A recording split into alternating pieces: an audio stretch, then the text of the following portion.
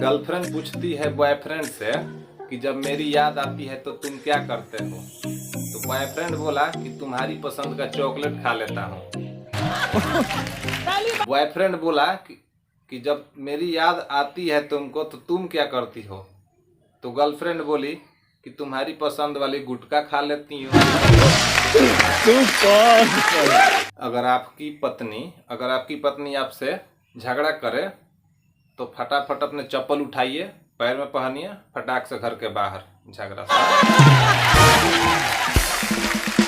कबूतर जा जा जा कबूतर जा, पहला प्यार के दूसरी चिट्ठी तीसरों के दे जा। कबूतर जा जा जा कबूतर जा। सही बात हम सिंगल हैं, मेरे लिए जीएफ का मतलब होता है गोल्ड फ्लैग।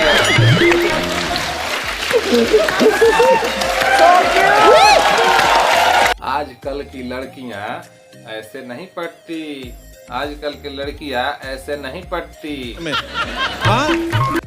उनको पटाने के लिए नेताओं जैसे झूठे वादे करने पड़ते हैं।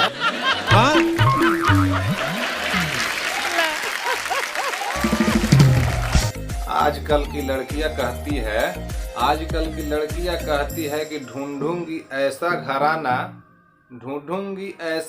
घराना कि सास कहे बहू तू सेल्फी ले, मैं बनाऊंगी खाना।